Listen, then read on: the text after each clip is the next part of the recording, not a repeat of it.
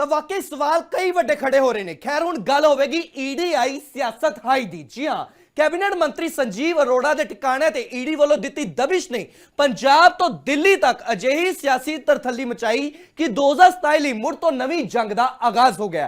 आलम है कि ईडी वालों की ऐन चोणां तो पहला छापेमारियां ਅਤੇ 3 ਦਿਨਾਂ ਅੰਦਰ ਇਹ ਦੋ ਵੱਡੀ ਕਾਰਵਾਈਆਂ ਉੱਤੇ ਆਮ ਆਦਮੀ ਪਾਰਟੀ ਨੇ ਸਵਾਲਾਂ ਦੀ ਝੜੀ ਲਾ ਦਿੱਤੀ ਹੈ। ਮੁੱਖ ਮੰਤਰੀ ਭਗਵੰਤ ਮਾਨ ਨੇ ਤਾਂ ਬੀਜੇਪੀ ਤੇ ਇਲਜ਼ਾਮਾਂ ਦੀ ਬਰਸਾਤ ਕਰਦਿਆਂ ਸਿੱਧਾ ਤੌਰ ਤੇ ਇਹ ਕਿਹਾ ਕਿ ਇਹ ਦੇਸ਼ ਦੇ ਲੋਕਤੰਤਰ ਦਾ ਕਾਣ ਹੈ ਅਤੇ ਦੇਸ਼ ਦਾ ਲੋਕਤੰਤਰ ਪੂਰੇ ਤਰੀਕੇ ਨਾਲ ਖਤਰੇ 'ਚ ਹੈ। ईडी आई सियासत हाई, ईडी दी रेड 2027 दी सियासी खेड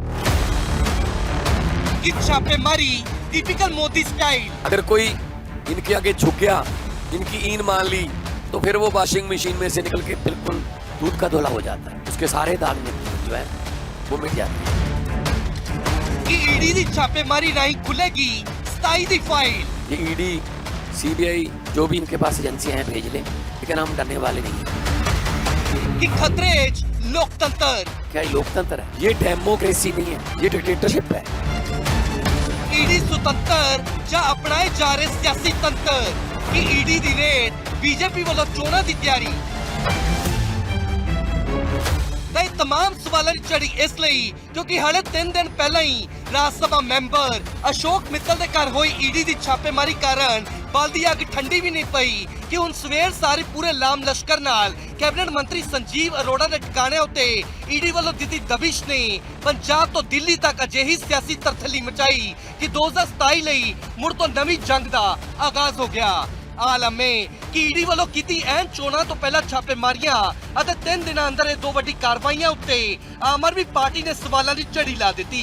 ਆਲਮ ਹੈ ਕਿ ਸਭ ਤੋਂ ਪਹਿਲਾਂ ਆਮ ਆਦਮੀ ਪਾਰਟੀ ਦੇ ਕੌਮੀ ਕਨਵੀਨਰ ਅਰਵਿੰਦ ਕੇਜਰੀਵਾਲ ਨੇ ਬੀਜੇਪੀ ਦੇ ਸਵਾਲਾਂ ਦੇ ਤੀਰ ਦਾਗਦੇ ਸਾਫ਼ ਤੌਰ ਤੇ ਕਿਹਾ ਕਿ सिर्फ 3 दिनों के अंदर आम आदमी पार्टी के किसी लीडर के ठिकाने उत्ते ईडी का दूजा छापा है कि प्रधानमंत्री दसणगे कि आप लीडरां उत्ते हुण तक कीते गए अनगिनत छापियां तो कितना काला धन यानी कि ब्लैक मनी बरामद होया कि 1 भी रुपया मिलिया। सारा देश उस छोटी जी राजनीति नूं देख रहा है जिस तो तुसीं सिर्फ सत्ता की खातर शामिल हो रहे हो। हालांकि सिर्फ अरविंद केजरीवाल ही नहीं बल्कि मुख्यमंत्री भगवंत मान ने तो बीजेपी के इल्जामां की झड़ी लाउंदियां तीरां की बरसात कर दी।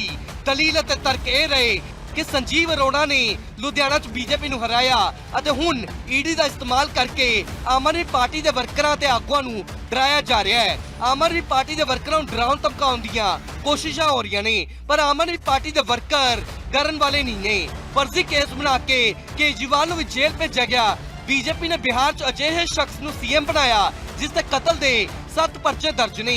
सम्राट चौधरी ते कतलों के कई परचे दर्ज हैं। पंजाब च बीजेपी नूं सिर्फ 1 या 2 सीटां मिलदियां हन। हुण सीटां वधाउण लई ईडी दा सहारा लै रहे ने। बीजेपी ने कांग्रेस के आगुआं नूं पार्टी च शामिल किया। पंजाब च बीजेपी कांग्रेस दा विंग बनी हुई है अते एजेंसियां हुण आम आदमी पार्टी नूं बहुत परेशान कर रही ने। बीजेपी ने साडे पार्टी के 90% लीडरां नूं जेल भेज दिता है। किसी भी हाल च चोणां जितण दी यह तैयारी हो रही है अते देश का लोकतंत्र पूरे तरीके नाल खतरे च है। को तो 117 बंदे ही नहीं मिल रहे इलेक्शन में।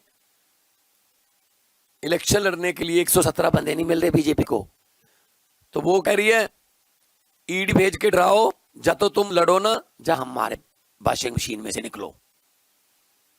तो बहुत ही खतरनाक रुझान है, लोकतंत्र की हत्या हो रही है। इसकी कड़े शब्दों में निंदा भी करते हैं और सिर्फ नॉन बीजेपी सरकारों को तंग किया जा रहा है। पिछले कुछ समय से जो हम देख रहे हैं कि लोकतंत्र का गला धीरे धीरे करके काटा जा रहा है।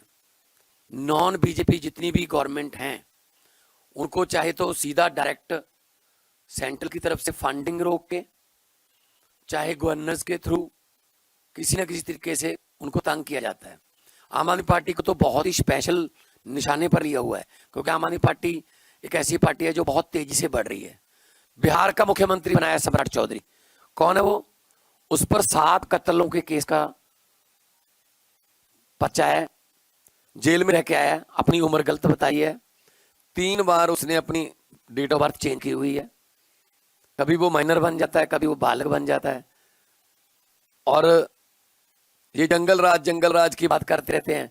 अब कौन सा राज आ गया बिहार में? अब ये जंगल अच्छा है, जैसे वो ऐड आती है ना, दाग अच्छे हैं। ਹਾਲਾਂਕਿ ਸਾਫ਼ ਹੈ ਕਿ ਆਮ ਆਦਮੀ ਪਾਰਟੀ ਵੱਲੋਂ ਇਸ ਰੇਡ ਨੂੰ 2027 ਵਿੱਚ ਹੋਣ ਵਾਲੀਆਂ ਵਿਧਾਨ ਸਭਾ ਚੋਣਾਂ ਨਾਲ ਜੋੜਿਆ ਜਾ ਰਿਹਾ ਹੈ ਅਤੇ ਚੁਣਾਵੀ ਮਾਹੌਲ ਵਿਚਾਲੇ ਕੇਂਦਰ 'ਚ ਬੀਜੇਪੀ ਸਰਕਾਰ ਅਧੀਨ ਈਡੀ ਵੱਲੋਂ ਕੀਤੀ ਛਾਪੇਮਾਰੀ ਦਾ ਪੂਰਾ ਗਣਿਤ ਸਮਝੀਏ ਤਾਂ ਦਿੱਲੀ 'ਚ ਕਾਰਵਾਈ ਦਾ ਭਾਜਪਾ ਨੂੰ ਫਾਇਦਾ ਮਿਲਿਆ ਸੀ। ਜਦੋਂ ਦਿੱਲੀ 'ਚ ਵਿਧਾਨ ਸਭਾ ਚੋਣਾਂ ਤੋਂ ਪਹਿਲਾਂ ਨਵੀਂ ਸ਼ਰਾਬ ਨੀਤੀ ਮਾਮਲੇ 'ਚ ਈਡੀ ਦੇ ਕੇਸ ਅਤੇ ਕਾਰਵਾਈ ਦਾ ਬੀਜੇਪੀ ਨੂੰ ਪੂਰਾ ਫਾਇਦਾ ਮਿਲਿਆ। ਚੋਣਾਂ ਤੋਂ ਪਹਿਲਾਂ ਮਨੀਸ਼ ਸਿਸੋਦੀਆ, ਸੰਜੇ ਸਿੰਘ ਅਤੇ ਅਰਵਿੰਦ ਕੇਜਰੀਵਾਲ ਉੱਤੇ ਰੇਡ ਕੀਤੀ ਗਈ ਅਤੇ ਫਿਰ ਗ੍ਰਿਫਤਾਰੀਆਂ ਹੋਈਆਂ। 70 ਚੋਂ 48 ਸੀਟਾਂ ਜਿੱਤ ਕੇ ਭਾਜਪਾ ਨੇ 27 ਸਾਲ ਬਾਅਦ ਦਿੱਲੀ ਦੀ ਸੱਤਾ 'ਚ ਵਾਪਸੀ ਕੀਤੀ ਅਤੇ ਝਾਰਖੰਡ 'ਚ ਮੁੱਖ ਮੰਤਰੀ ਹੇਮੰਤ ਸੋਰੇਨ ਦੀ ਚੋਣਾਂ ਤੋਂ ਕੁਝ ਮਹੀਨੇ ਪਹਿਲਾਂ ਗ੍ਰਿਫਤਾਰੀ ਹੋਈ। ਪਾਰਟੀ ਨੇ ਇਸ ਨੂੰ ਆਦੀਵਾਸੀ ਅਪਮਾਨ ਨਾਲ ਜੋੜ ਕੇ ਪ੍ਰਚਾਰ ਕੀਤਾ, ਜਿਸ ਨਾਲ ਝਾਰਖੰਡ ਮੁਕਤੀ ਮੋਰਚਾ ਕਾਂਗਰਸ ਗੱਠਜੋੜ ਨੇ ਵਾਪਸੀ ਕੀਤੀ। ਵਿਧਾਨ ਸਭਾ ਚੋਣਾਂ 'ਚ ਜੇਐਮਐਮ ਨੂੰ 34 ਸੀਟਾਂ ਮਿਲੀਆਂ ਅਤੇ ਸਰਕਾਰ ਮੁੜ ਤੋਂ ਬਣੀ। ਛੱਤੀਸਗੜ੍ਹ 'ਚ ਨਵੰਬਰ 2023 ਚੋਣਾਂ ਤੋਂ ਪਹਿਲਾਂ ਮਹਾਦੇਵ ਐਪ ਅਤੇ ਕੋਲ ਘੁਟਾਲੇ ਨੂੰ ਲੈ ਕੇ ਮੁੱਖ ਮੰਤਰੀ ਦੇ ਕਰੀਬੀਆਂ ਤੇ ਛਾਪੇਮਾਰੀ ਕੀਤੀ ਗਈ। ਭ੍ਰਿਸ਼ਟਾਚਾਰ ਦੇ ਇਲਜ਼ਾਮਾਂ ਕਾਰਨ ਭਾਰਤੀ ਰਾਸ਼ਟਰੀ ਕਾਂਗਰਸ ਦੀ ਸਰਕਾਰ ਡਿੱਗ ਗਈ ਅਤੇ ਬੀਜੇਪੀ ਨੇ ਸੱਤਾ ਹਾਸਲ ਕੀਤੀ। ਇਸੇ ਤਰੀਕੇ ਨਾਲ ਤੇਲੰਗਾਨਾ 'ਚ 3 ਨਵੰਬਰ 2023 ਨੂੰ ਚੋਣਾਂ ਹੋਈਆਂ ਸਨ। ਭਾਰਤੀ ਰਾਸ਼ਟਰੀ ਕਾਂਗਰਸ ਨੇ 119 ਚੋਂ 64 ਸੀਟਾਂ ਜਿੱਤ ਕੇ ਪਹਿਲੀ ਵਾਰ ਸਰਕਾਰ ਬਣਾਈ। ਚੋਣਾਂ ਦੇ ਆਲੇ ਦੁਆਲੇ ਸ਼ਰਾਬ ਨੀਤੀ ਮਾਮਲੇ 'ਚ ਕੇ ਕਵਿਤਾ ਦੀ ਗ੍ਰਿਫਤਾਰੀ ਵੀ ਚਰਚਾ 'ਚ ਰਹੀ। 2014 ਤੋਂ 2018 ਤੱਕ ਲਗਾਤਾਰ ਸਰਕਾਰ ਬਣਾਉਣ ਵਾਲੀ ਭਾਰਤੀ ਰਾਸ਼ਟਰੀ ਸਮਿਤੀ ਨੂੰ 2023 'ਚ ਹਾਰ ਦਾ ਸਾਹਮਣਾ ਕਰਨਾ ਪਿਆ।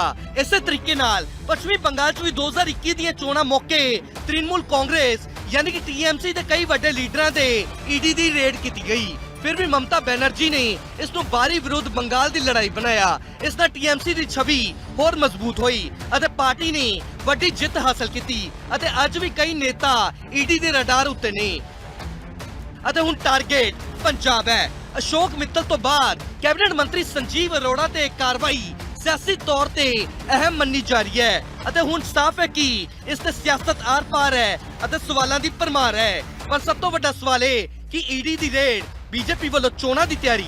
Bureau report, living India news, Punjab.